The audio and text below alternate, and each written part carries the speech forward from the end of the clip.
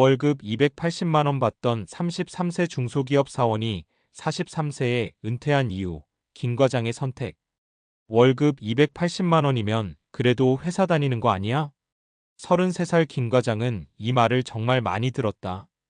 대기업은 아니어도 중소기업 과장 직함에 매달 꼬박꼬박 들어오는 월급. 큰 부자는 아니지만 굶지는 않는 삶. 사실 김 과장도 그렇게 생각했다. 이 정도면 남들처럼 사는 거지라고. 그런데 40을 넘기면서 생각이 달라졌다. 몸은 예전 같지 않고 회사에서는 후배들이 하나둘 치고 올라오고 사장님은 앞으로 10년은 더 버텨야지? 라는 말을 농담처럼 던졌다. 그때 김 과장은 처음으로 진지하게 떠올렸다. 내가 60까지 이 일을 할 수 있을까? 그리고 더 무서운 질문이 뒤따랐다. 만약 못한다면 나는 뭘로 살아야 하지? 이 글은 부자 조기 은퇴 이야기가 아니다. 월급 280만 원 받던 아주 평범한 중소기업 사원이 10년 동안 준비해서 43세에 은퇴를 선택한 이유, 그리고 그 선택이 무모하지 않았던 이유에 대한 이야기다. 은퇴는 나중의 일이 아니라 지금의 문제다. 우리는 보통 은퇴를 먼 미래로 생각한다. 아직 젊은데 무슨 은퇴야, 지금은 돈 벌 때지 같은 말들. 김 과장도 30대 초반까지는 똑같았다. 그런데 중소기업에 오래 다닐수록 현실이 보였다. 정년이 있어도 지켜지지 않는 경우가 많고, 연봉은 생각보다 빨리 천장을 찍고, 50대가 되면 능력보다 부담이 되는 순간이 온다는 것. 김 과장은 깨달았다. 은퇴 준비는 돈이 많아서 하는 게 아니라 선택권을 갖기 위해 하는 거구나라고. 그래서 그는 목표를 바꿨다. 부자가 되자가 아니라 회사 말고도 살아갈 수 있는 상태가 되자. 김 과장이 10년 동안 한 선택들. 김 과장이 특별히 똑똑했거나 투자를 잘해서 한 방에 성공한 건 아니다. 오히려 굉장히 보수적이고 현실적인 선택을 했다. 첫째, 고정비를 줄였다. 차를 팔고 대중교통을 탔다. 전세를 고집하지 않고 월세를 살되 총 주거비를 월급의 20% 이내로 묶었다. 남들처럼 살지 않기로 마음먹자 생각보다 돈이 남기 시작했다. 둘째, 돈보다 시간을 사는 투자를 했다. 야근이 많은 회사였지만 퇴근 후와 주말에 조금씩 글을 쓰고 엑셀 문서 정리 같은 실무 능력을 키웠다. 이게 돈이 되겠어? 싶었지만 그는 당장 돈이 안 돼도 회사 밖에서 통할 기술에 집중했다. 셋째, 은퇴 후 삶을 미리 연습했다. 김 과장은 은퇴하면 쉬어야지라고 생각하지 않았다. 오히려 반대였다. 은퇴하면 뭐 하면서 살지? 이를 30대 중반부터 실험했다. 블로그, 강의 보조 외주 문서 작업. 작지만 매달 몇십만 원이라도 회사 월급 말고 들어오는 돈을 만들어 봤다. 사례 1. 50대에 나가도 괜찮을 줄 알았어요. 박 부장 이야기. 김 과장보다 먼저 퇴사한 박 부장은 52세였다. 회사에서는 조금 쉬었다가 다른 데 가면 되지라고 생각했다. 하지만 현실은 달랐다. 경력은 많았지만 회사 밖에서 바로 쓸 수 있는 기술은 없었다. 결국 몇 달 만에 저축은 줄어들고 자존감도 같이 무너졌다. 김 과장은 이 모습을 보고 확신했다. 은퇴는 나이가 아니라 준비의 문제구나. 사례 2. 월급은 적어도 마음은 편해요. 45세 이대리. 이대리는 대기업을 나와 40대 중반에 프리랜서로 전향했다.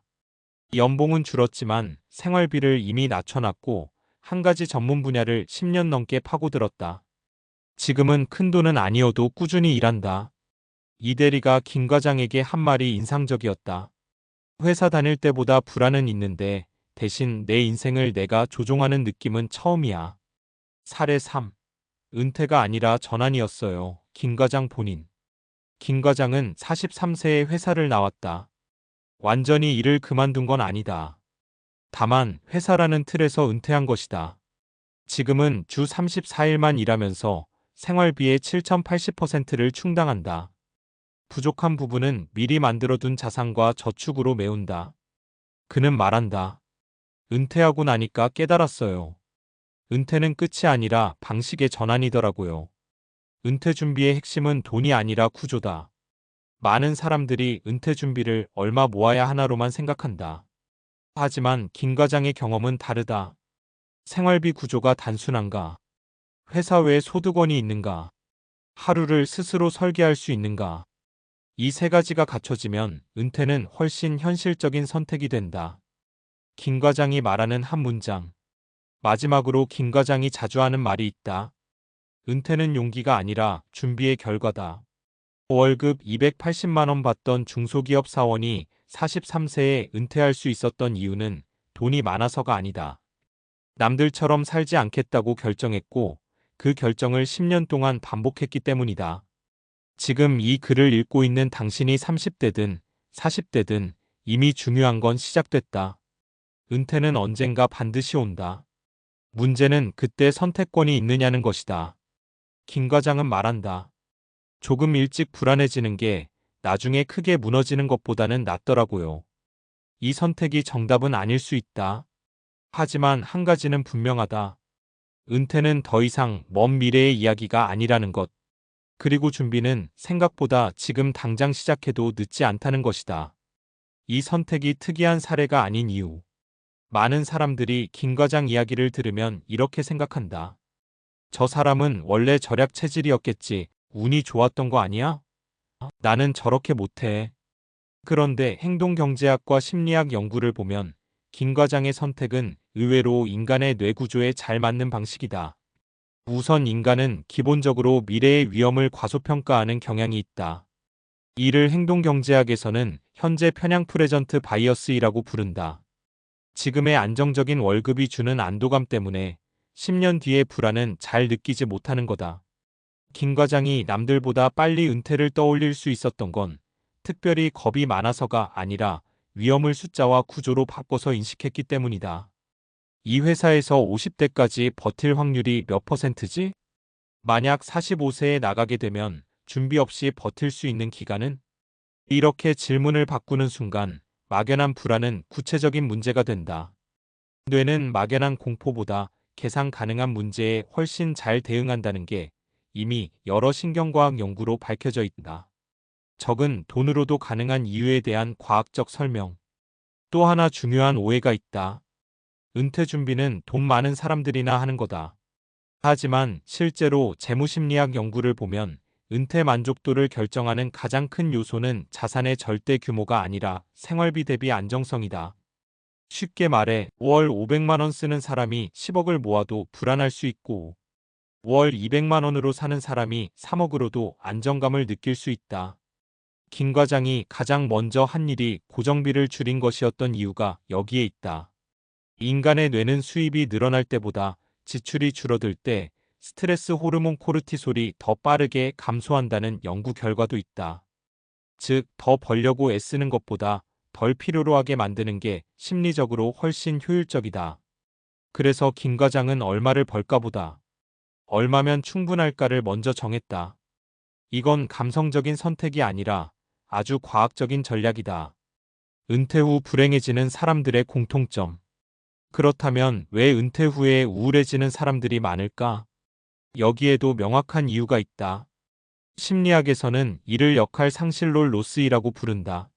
사람은 회사원, 과장, 팀장 같은 사회적 역할을 통해 정체성을 유지한다. 그런데 은퇴와 동시에 이 역할이 사라지면 뇌는 이를 사회적 위협으로 인식한다.